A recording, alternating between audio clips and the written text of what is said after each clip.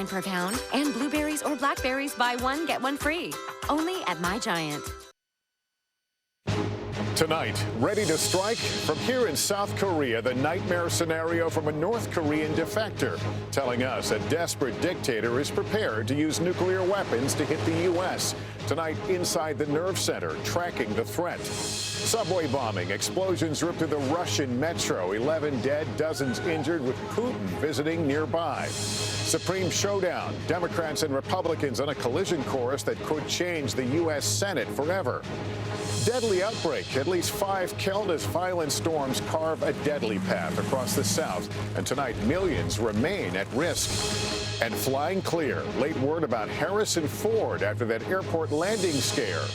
Nightly News begins right now.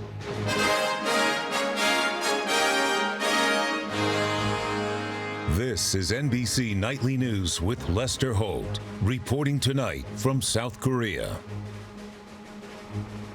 Good evening from Osan Air Base, the American base. Just a few minutes flying time in one of these jets behind us to the DMZ. We come to you from South Korea tonight after President Trump yesterday dramatically turned up the heat over North Korea's nuclear threat, saying the U.S. is prepared to confront the Kim Jong-un regime alone. The president, just days ahead of his high-stakes meeting with the Chinese president, telling the Financial Times, if China is not going to solve North Korea, we will. Also tonight, NBC News has learned the U.S. government believes an underground nuclear test by North Korea could happen at any time. And so tonight, we're getting an inside and exclusive look at how U.S. forces here are preparing to deal with the growing threat. In a moment, we'll take you to the underground location where the U.S. monitors activity in North Korea.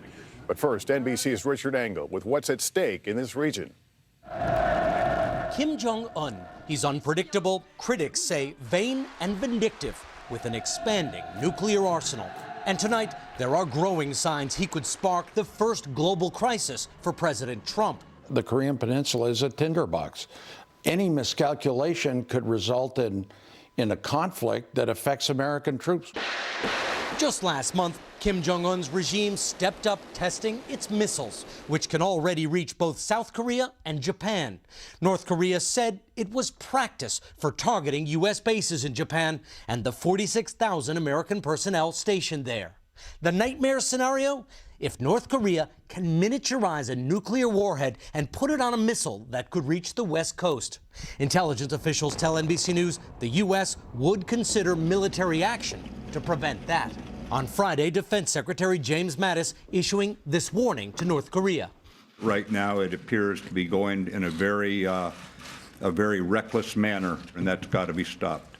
But the North Korean dictator has a high tolerance for risk, like deploying, Malaysia claims, 2 assassins to kill Kim Jong-un's half-brother inside a crowded Malaysian airport by rubbing the world's most powerful chemical weapon in his face. And who's checking North Korea's behavior? China has been mostly quiet, and South Korea's president was thrown out of office on corruption charges. So now the Trump administration is talking bluntly, refusing to rule out preemptive strikes. The message to Kim Jong-un, don't push too far. But the tough talk could actually help the North Korean regime, reinforcing the propaganda it feeds its people that it needs to be strong to resist American aggression. Lester? We're also getting rare insight, Richard, into Kim Jong-un's readiness to use nuclear weapons against the U.S. A stark warning from a former diplomat who last year became the most high-profile North Korean defector in decades. Tae Young-ho says Kim is desperate and would not hesitate to strike. So do you think that he would launch a preemptive strike if he had the weapons and the missiles, that he would do it? Once he sees that there is any kind of sign of, a kind of attack or imminent threat from America, then he would, use his, nuclear weapons, with ICBM. Tae was serving as North Korea's deputy ambassador to the United Kingdom when he risked his life to defect and speak out against the regime.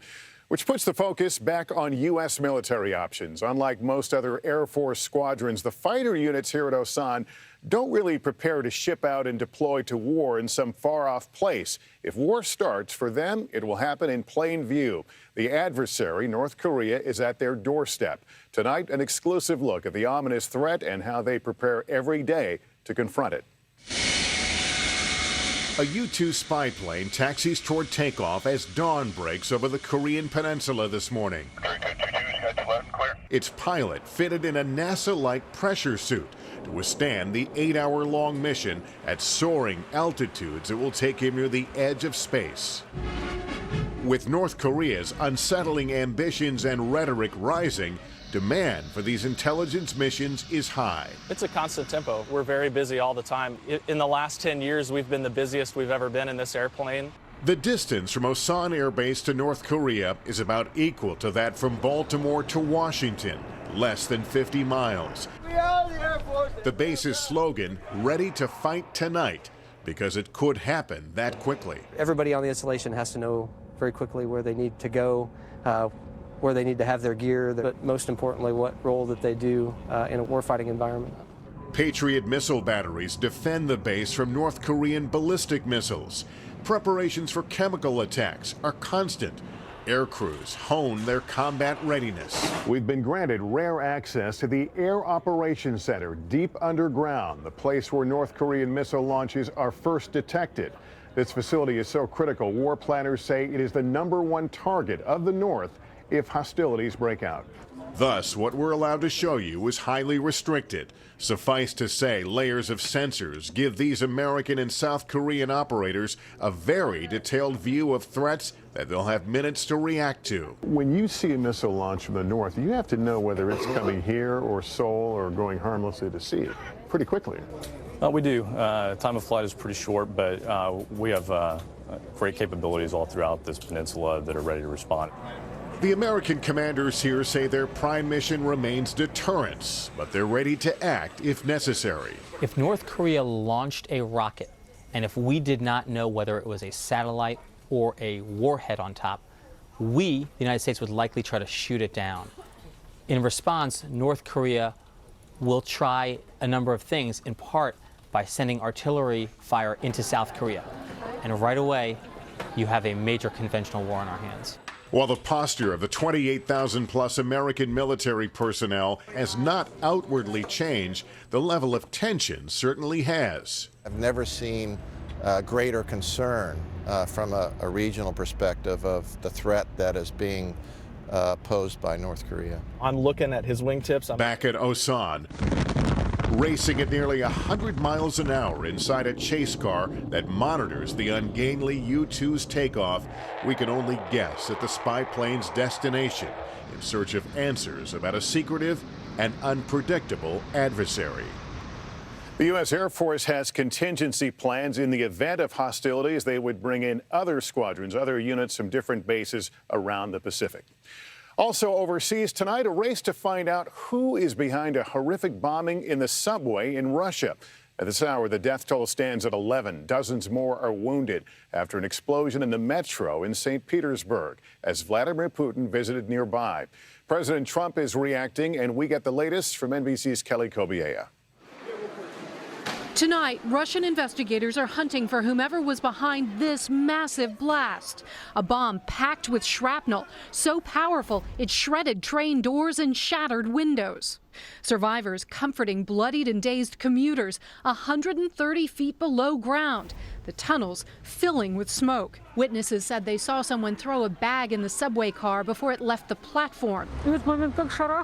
There was a huge bang, this woman said. I was sitting next to a metal railing and I think it saved my life. The explosion at 2:40 in the afternoon. The train was between two stations. Hours later, a second device was found at another station and disarmed. All of it happening while President Putin was in St. Petersburg, his hometown. Offering condolences, vowing to find answers. The Prime Minister calling it a terrorist act. President Trump also speaking out. Terrible thing. happening all over the world. Absolutely a terrible thing.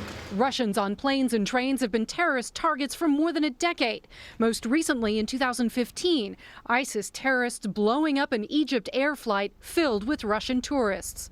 St. Petersburg had been spared. Until now. Kelly Kobiella, NBC News. Now to the home front. In a collision course in the United States Senate, President Trump's nominee for the U.S. Supreme Court is one step closer to confirmation tonight. But Democrats now have enough votes to block him unless Republicans change the rules to get the nominee through. Our justice correspondent Pete Williams explains this historic fight. 2 months after Donald Trump nominated federal judge Neil Gorsuch, the Senate Judiciary Committee approved his nomination. The nomination will be reported to the floor. 11-9. All the Republicans voted yes. If Judge Gorsuch is unacceptable to our Democratic colleagues, there will never be a nominee by this president that you will find acceptable. Never. Every Democrat voted no. No. But the opposition has as much to do with Gorsuch as it does with Merrick Garland, the federal judge nominated by President Obama, who never even got a hearing. What a shameful stain on the proud history of this committee. Democrats say Garland's treatment broke long-standing Senate traditions, so they're preparing to break another tradition, mounting the first ever partisan filibuster for a Supreme Court nominee. These days, filibusters aren't like the climactic scene in Mr. Smith Goes to Washington. And I'm going to stay right here and fight for this lost cause. But under Senate rules, it would take 60 senators just to head one off and agree to consider Garland's nomination. And Republicans with 52 members don't have the votes to clear that hurdle. Solution? Simply change the rules, ending the filibuster for Supreme Court nominees, an action known as the nuclear option. We will not have a successful filibuster of a Supreme Court nominee, because if we have to, we will change the rules, and it looks like we're going to have to. That showdown comes at the end of the week. His supporters hope Judge Gorsuch could be sworn in on Saturday. That would give him time to hear and vote on the final 13 cases of the Supreme Court term. Lester? Pete Williams at the Supreme Court tonight. Thanks. And while all that drama plays out in Washington, President Trump's son-in-law and senior advisor Jared Kushner is overseas on a surprise visit to Iraq. NBC's Hallie Jackson with more on why Kushner's trip is raising some eyebrows.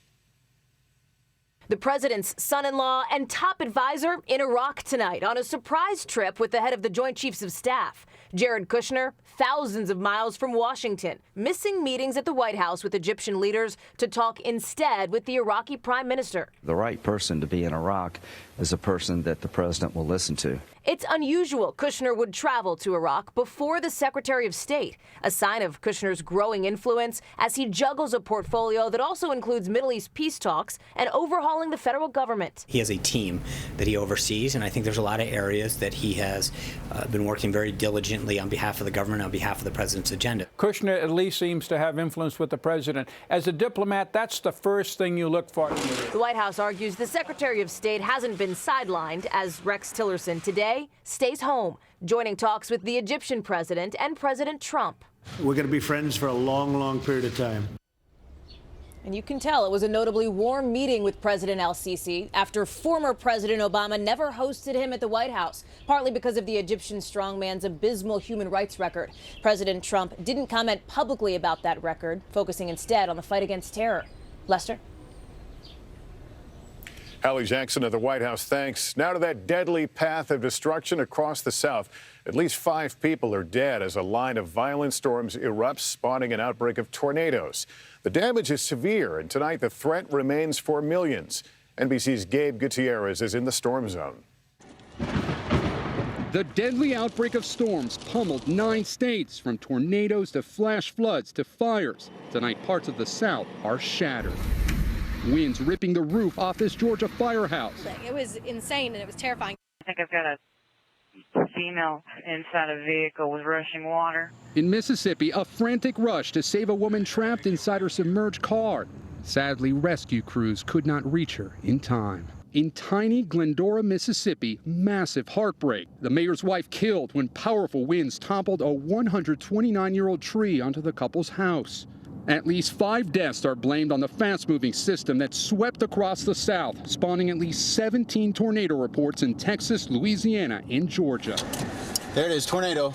Not just relentless wind and rain. We heard a boom, bang, like a